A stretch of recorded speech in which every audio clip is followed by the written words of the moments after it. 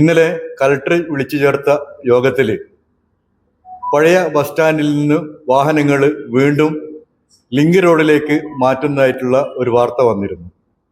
കഴിഞ്ഞ 6 വർഷമായിട്ട് വടകരയിലെ ജനങ്ങൾ ദുരിതമനുഭവിച്ചത് ഈ ഒരു പ്രശ്നം കൊണ്ടായിരുന്നു. വടകര മുനിസിപ്പാലിറ്റി ഈ തവണ അധികാരമേറ്റതിനു ശേഷം ആദ്യമായി വ്യാപാര മേഖലക്കും ജനങ്ങൾക്കും വേണ്ടി നടപ്പിലാക്കിയ ഒരു പദ്ധതിയായിരുന്നു കഴിഞ്ഞ 6 വർഷമായിട്ട് ലിങ്ക് റോഡിലുള്ള ബസ്സുകൾ പഴയ സ്റ്റാൻഡിലേക്ക് മാറ്റിയത്. അത് വീണ്ടും നാഷണൽ ഹൈവേയുടെ വർക്കുമായിട്ട് ബന്ധപ്പെട്ട് ഇങ്ങോട്ടേക്ക് മാറ്റുക എന്ന് പറഞ്ഞു കഴിഞ്ഞാൽ വ്യാപാര മേഖലയെ സംബന്ധിച്ചിടത്തോളം ഭയങ്കര പ്രയാസമുണ്ടായി.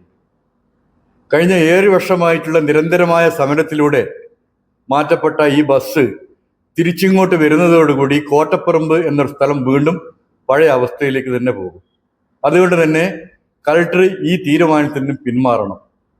വടകര MLA ഈ ഒരു കാര്യത്തിൽ കലക്ടർക്ക് നിർദ്ദേശം കൊടുക്കണം. പഴയ ബസ് സ്റ്റാൻഡിൽ ബസ്സുകൾ നിലവിലുള്ള സ്ഥലത്ത് തന്നെ അതിൻ്റെ യാത്ര അവസാനിപ്പിച്ച് അവിടെ നിന്ന് ഓപ്പറേറ്റ് ചെയ്യുന്ന സിസ്റ്റം ഉണ്ടാക്കുക. ലിങ്ക് റോഡ് ഞങ്ങളെ സംബന്ധിച്ചിടത്തോളം ഇന്ന് ഏതാണ്ട് 600ഓളം വാഹനങ്ങൾക്ക് പാർക്ക് ചെയ്യുവാനുള്ള ഒരു സംവിധാനമായിട്ട് കിട്ടിയിട്ടുണ്ട്. അതില്ലാതെയായി മാറും. മാത്രവുമല്ല, ഈ ബസ് നേരത്തെ ഓപ്പറേറ്റ് ചെയ്ത സമയത്ത് 4ഓളം മരണങ്ങൾ നടന്ന ഒരു സ്ഥലമായിരുന്നു അത്. 900 മീറ്ററിൽ 11 വളവുള്ള ഈ റോഡ് ശരിക്കും മറ്റു വാഹനങ്ങൾ, വലിയ വാഹനങ്ങൾക്ക് പോകാൻ പറ്റില്ല നേരത്തെ പഠനങ്ങൾ തെളിയിച്ചതാണ്.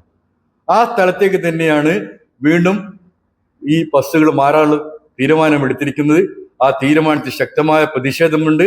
വടകരയിലെ വ്യാപാരി സമൂഹം ഒറ്റക്കെട്ടായി ഈ തീരുമാനത്തിൽ പ്രതിഷേധം അറിയിക്കുകയാണ്.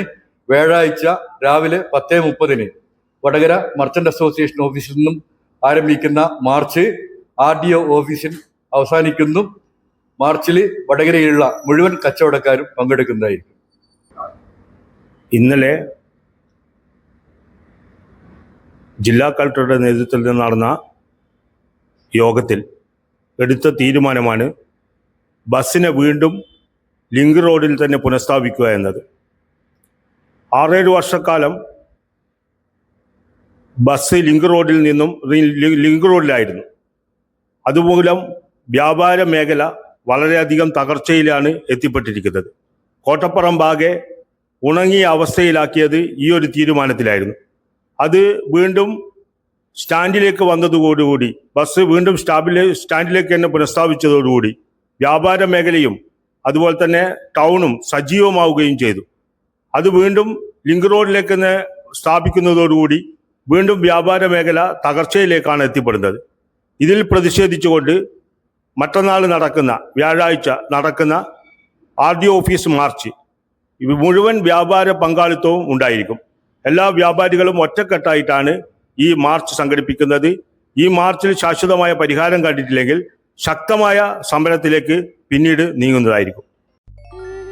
അല്ല, ഇന്ന് നല്ല സന്തോഷത്തിലാണല്ലോ. അതെ, സന്തോഷത്തിലാണ്. കാരണം ഞാനിപ്പോ പാചകം ചെയ്യുന്നതേ മയൂരം വെളിച്ചെണ്ണ ഉപയോഗിച്ചാണ്. പുതിയ മയൂരം കോക്കനട്ട് ഓയിൽ, കലർപ്പില്ലാത്ത ശുദ്ധമായ വെളിച്ചെണ്ണ. കർഷകരിൽ നിന്ന് നേരിട്ട് ശേഖരിക്കുന്ന നാളികേരം സൾഫറും പുകയും ഏൽക്കാതെ ഉണക്കിയെടുത്ത കൊപ്രയിൽ നിന്നും സംസ്കരിച്ചെടുക്കുന്ന 100% ശുദ്ധമായ വെളിച്ചെണ്ണ. ഇത്രയും നല്ല വെളിച്ചെണ്ണ ഇപ്പോൾ നിങ്ങൾക്ക് വിപണിയിൽ ലഭിക്കുകയില്ല. മയൂരം വെളിച്ചെണ്ണ, ഒരു ഏറെമല സർവീസ് സഹകരണ ബാങ്ക് സംരംഭം.